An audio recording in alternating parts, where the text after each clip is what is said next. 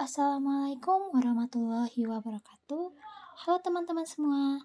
Di sini kami dari kelompok 2 akan menjelaskan materi tentang karakteristik konserli di SD, tugas perkembangan dan keterkaitan tugas perkembangan dengan SKKPD. Nah, sebelum itu saya akan memperkenalkan anggota kelompok 2 terlebih dahulu ya.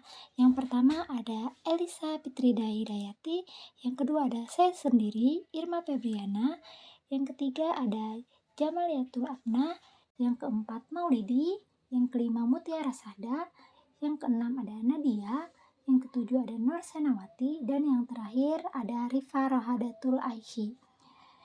Adapun materi pembahasan yang akan kami jelaskan yakni karakteristik konserli di sekolah dasar, tugas perkembangan, dan keterikatan tugas perkembangan anak sekolah dasar dengan SKKPD. Baiklah, untuk materi yang pertama akan disampaikan oleh teman saya Mutiara Sada. Yang pertama, kita akan membahas mengenai materi karakteristik konseli di sekolah dasar. Menurut Kementerian Pendidikan Kebudayaan, Riset, dan Teknologi, pada tahun 2016, karakteristik peserta didik sekolah dasar diartikan sebagai ciri-ciri yang melekat pada peserta didik sekolah dasar, yang bersifat khas, yang meliputi aspek fisik motorik, aspek kognitif, aspek sosial, aspek emosi, aspek moral, dan aspek religius. Secara umum, ciri anak sekolah dasar adalah usia yang menyulitkan di mana anak tidak mau menuruti perintah dan di mana anak banyak dipengaruhi oleh teman sebaya dan anggota keluarga lain. Dalam keluarga, yang terdiri dari anak laki-laki dan perempuan, saling mengejek dan sering terjadi pertengkaran dan sering terjadi serangan fisik. Label yang digunakan oleh para pendidik melabelkan usia kanak-kanak adalah usia sekolah. Masa ini para pendidik memandang usia ini sebagai periode kritis dalam dorongan berprestasi, di mana anak membentuk kebiasaan untuk mencapai sukses, tidak sukses, atau sangat sukses. Sekali terbentuk kebiasaan untuk bekerja di bawah, di atas, atau sesuai dengan kemampuan, cenderung menetap sampai dewasa. Para psikologi menemukan masa akhir anak-anak adalah masa kreatif, masa dalam rentang kehidupan di mana akan menentukan apakah anak-anak akan menjadi konformis atau pencipta karya yang baru dan original. Dengan demikian, diharapkan pengembangan pendidikan karakter pada siswa di sekolah dapat dikembangkan dengan menggunakan bantuan atau layanan dalam bimbingan dan konseling. Mengingat bahwa tujuan utama dari layanan konseling adalah untuk mengembangkan potensi yang ada pada siswa. Berikut ada beberapa karakteristik peserta didik berdasarkan berbagai teori yang membahas mengenai karakteristik anak usia dini. Yang pertama, karakteristik kognitif anak usia SD. Anak sekolah dasar pada umumnya pada usia 7-11 tahun cenderung berada pada tahap operasional konkret. Pada tahapan ini, anak sekolah dasar sudah dapat melakukan penalaran logis pada hal-hal yang sifatnya nyata. Oleh karena itu, guru dalam pembelajaran anak sekolah dasar harus menggunakan hal-hal yang bersifat konkret dalam pembelajarannya. Itu dilakukan untuk mempermudah peserta didik memahami materi yang diajarkan. Yang kedua, karakteristik psikososial anak SD. Ketika anak berada dalam karakteristik ini, maka akan mulai nampak kesadaran diri dari anak tersebut seperti keunikan dan kemampuan yang dimilikinya berbeda dengan teman seusianya. Oleh karena itu, akan sangat berbahaya bagi seorang anak pada tahapan ini jika muncul rasa kurang percaya diri.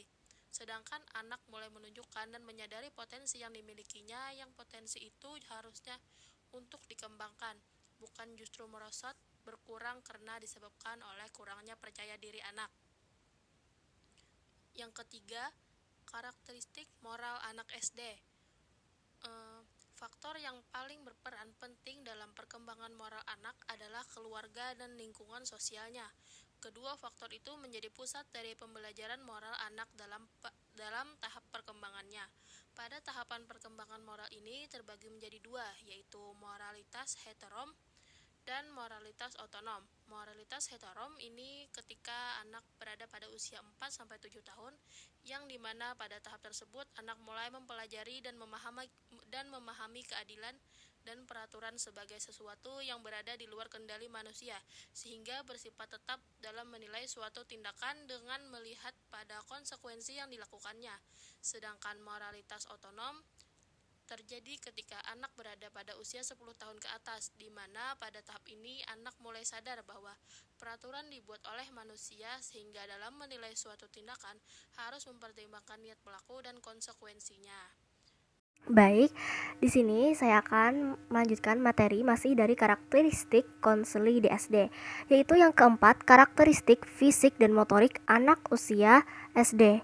Perkembangan fisik merupakan proses tumbuh kembang semua anak yang dimulai dengan pematangan seluruh organ tubuh ketika anak tersebut lahir sampai dengan dewasanya.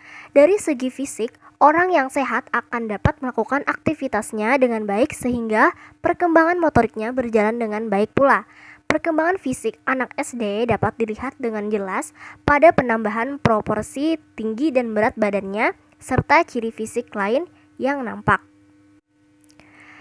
Yang kelima, karakteristik religius anak usia SD.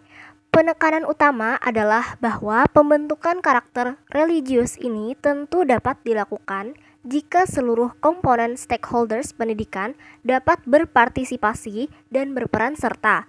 Yang dapat dikembangkan pada dunia pendidikan saat ini adalah adanya nilai-nilai plus pendidikan akademis yang mereka miliki dengan aktivitas-aktivitas berbasis religi.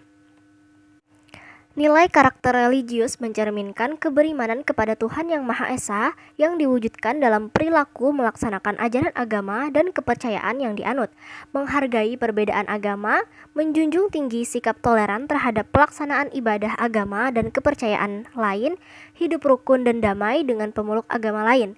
Implementasi nilai karakter religius ini ditunjukkan dalam sikap cinta damai, toleransi, menghargai perbedaan agama dan kepercayaan, teguh pendirian, percaya diri, kerjasama antar pemeluk agama dan kepercayaan, anti perundungan dan kekerasan, persahabatan, ketulusan, tidak memaksa kehendak, mencintai lingkungan, melindungi dan kecil dan tersisih.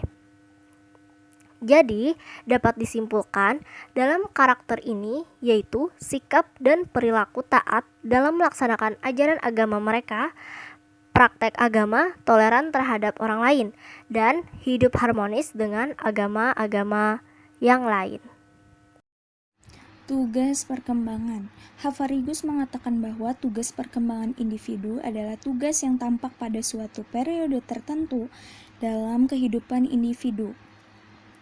Anak yang berada dalam rentang 6-12 tahun pada hakikatnya menjalani tugas perkembangan berupa kemampuan-kemampuan yang harus dikuasai anak sekolah dasar.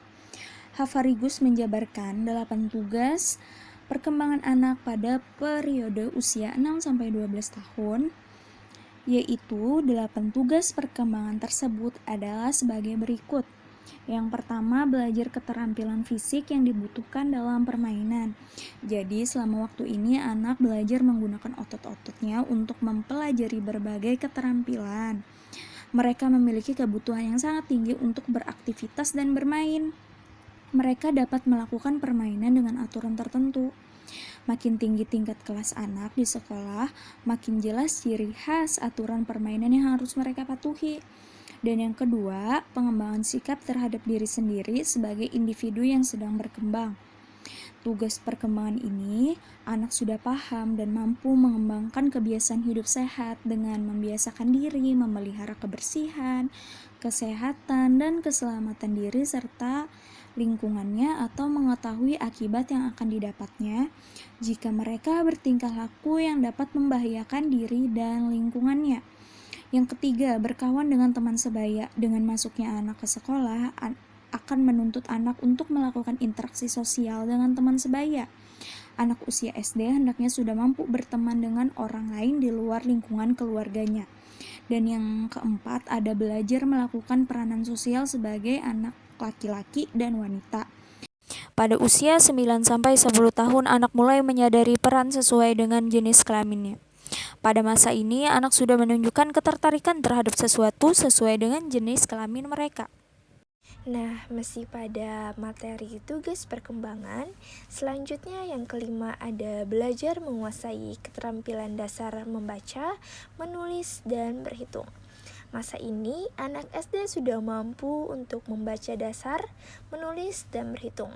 Karena perkembangan kognitif dan biologis anak sudah matang untuk bersekolah, maka anak telah mampu belajar di sekolah dan anak sudah mampu mengenali simbol-simbol sederhana. Yang keenam, pengembangan konsep yang dibutuhkan dalam kehidupan anak. Pada masa ini, anak hendaknya mempunyai berbagai konsep yang diperlukan dalam kehidupan sehari-hari, seperti konsep warna, konsep jumlah, konsep perbandingan, dan lainnya. Yang ketujuh, pengembangan moral, nilai, dan kata hati. Pada usia anak SD, hendaknya diajarkan mengontrol tingkah laku sesuai nilai dan norma yang berlaku. Anak hendaknya dapat menaati peraturan, menerima tanggung jawab, dan mengakui adanya perbedaan antara dirinya dan orang lain. Nah, yang terakhir, yang kedelapan, mengembang sikap terhadap kelompok dan lembaga-lembaga sosial. Anak telah mampu belajar untuk menyadari keanggotaannya dalam keluarga dan masyarakat sekolah. Anak harus belajar menaati peraturan-peraturan yang ada dalam keluarga dan sekolah. Selanjutnya yaitu keterkaitan tugas perkembangan anak sekolah dasar dengan SKKPD. Tugas perkembangan peserta didik atau konseli yang telah teridentifikasi sebelumnya perlu dikembangkan lebih lanjut dalam bentuk standar kompetensi. Dalam layanan bimbingan konseling, standar kompetensi tersebut dikenal dengan istilah Standar Kompetensi Kemandirian Peserta Didik atau SKKPD. Berbagai aspek perkembangan yang terdapat dalam SKKPD pada dasarnya dirujuk dari tugas perkembangan yang akan dicapai oleh peserta didik atau konseli. Dengan demikian, antara tugas perkembangan dan aspek perkembangan yang terdapat dalam SKKPD memiliki keterkaitan yang sangat erat. Berbagai aspek perkembangan yang terdapat dalam SKKPD pada dasarnya dirujuk dari tugas perkembangan yang akan dicapai oleh peserta didik dan standar kompetensi lulusan SKL singkatan Satuan Pendidikan. Aspek-aspek perkembangan dalam SKKPD selanjutnya menjadi rumusan kompetensi yang dirujuk oleh guru bimbingan dan konseling atau konselor dalam mempersiapkan rancangan pelaksanaan dari berbagai kegiatan layanan bimbingan dan konseling. Rumusan kompetensi tersebut dikembangkan lebih rinci menjadi tugas-tugas perkembangan yang harus dicapai oleh peserta didik atau konseli dalam berbagai tataran internalisasi tujuan, yaitu pengenalan, akomodasi, dan tindakan. Yang dimaksud dengan tataran internalisasi tujuan yaitu pertama, pengalaman untuk membangun pengetahuan dan pemahaman peserta didik atau konseli terhadap perilaku atau standar kompetensi yang harus dipelajari dan dikuasai. Kedua, akomodasi untuk membangun pemaknaan internalisasi dan menjadikan perilaku atau kompetensi baru sebagai bagian dari kemampuan dirinya. Dan ketiga yaitu tindakan, yaitu mendorong peserta didik atau konseli untuk mewujudkan perilaku dan kompetensi baru itu dan tindakan nyata sehari-hari. Itu saja dari saya, terima kasih. Oke, nah sekarang kita berada di bagian terakhir yaitu bagian kesimpulan. Kesimpulannya, karakteristik peserta didik sekolah dasar atau SD diartikan sebagai ciri-ciri yang melekat pada peserta didik di sekolah dasar yang bersifat khas, yang meliputi aspek fisik motorik, aspek kognitif, aspek sosial, aspek emosi, aspek moral, dan aspek religius.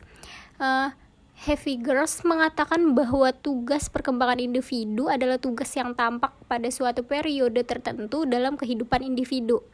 Keberhasilan akan dapat memberikan kebahagiaan serta memberi kemudahan dalam menjalani tugas-tugas berikutnya. Dan apabila gagal akan menimbulkan kekecewaan bagi individu tersebut dan mengalami kesulitan untuk tugas perkembangan berikutnya. Nah, tugas perkembangan peserta didik atau konseli yang telah teridentifikasi sebelumnya perlu dikembangkan lebih lanjut dalam bentuk standar kompetensi.